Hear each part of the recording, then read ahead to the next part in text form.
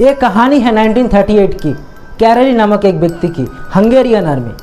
I believe आपने इस कहानी को इसके पहले बहुत बार सुन भी चुके होंगे, लेकिन इस कहानी में आपको ऐसा एक वैल्यू मिलने वाला है जो आपकी ज़िंदगी में बदल के रख देगा। कैरली अपने कंट्री का बेस्ट पिस्टल शूटर था। जितना भी नेशनल चैंपियनशिप हुआ था वो सब में उन्होंने जीत चुका था और सबको ये पता था कि आने वाले 1940 के ओलंपिक में कैरली ही गोल्ड मेडल लेके आएगा। और इसके लिए उन्होंने सालों तक मेहनत की थी, सालों तक प्रैक्टिस की थी। उनका गोल था, उनका लक्ष्य था कि अपना इस हाथ को दुनिया का बेस्ट शूटिंग हैंड बनाना है, और वो कर भी लिया था। वो इस कामयाबी को हासिल भी कर चुका था, वो अपने हाथ को बेस्ट शूटिंग हैंड बना भी लिया था। लेकिन 2 साल का केवल फर्क था। 1938 का एक हादसा ने उनके ज़िंदगी के हर एक पहलू को बदल के रख दिया। आर्मी का ट्रेनिंग कैंप में उनके उस हाथ में, जिस हाथ से वो गोल्ड मेडल को जीतना चाह रहा था, एक हैंड ग्रेनेड फट गया और उनका हाथ चला गया।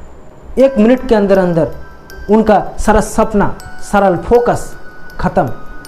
उनके पास केवल 2 ही रास्ता था, या तो पूरी ज़िंदगी वो रोता रहे, कहीं पर जाके छुप जाए, अपने आप को कोसते रहे, कुदरत को कोसते रहे, या तो जो लक्ष्य बनाया हुआ था उसको पकड़ के रखे।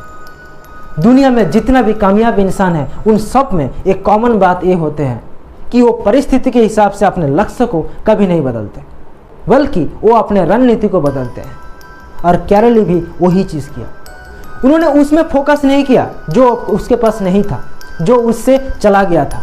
वो उसमें फोकस किया जो उसके पास था, वो है उसका बायां हाथ। पूरी 1 महीना अस्पताल में उनका इलाज चला।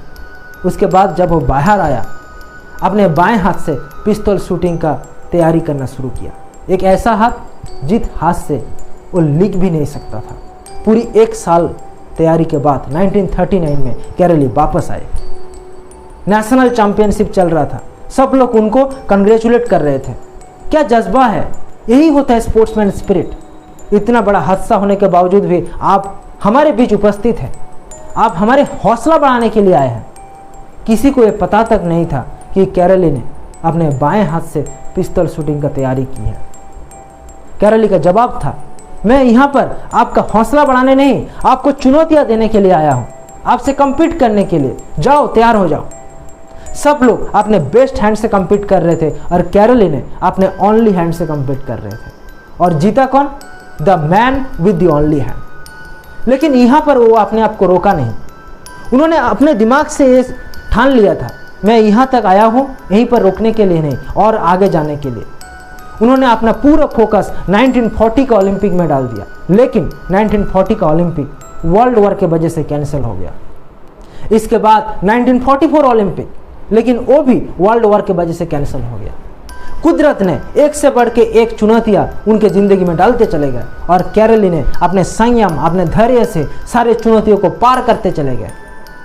1948 ओलंपिक, तब तक उनका उम्र बहुत बढ़ चुका था।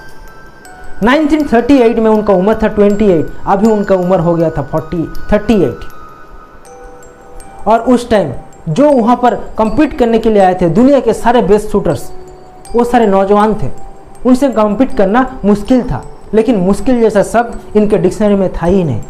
वो सारे बेस्ट पिस्तौल शूटर्स अपने बेस्ट हैंड से कम्पीट कर रहे थे और कैरली ने अपने ओनली हैंड से कम्पीट कर रहे थे। और जीता कौन? The man with the only hand. लेकिन यहाँ पर भी उन्होंने अपने आप को नहीं रोका।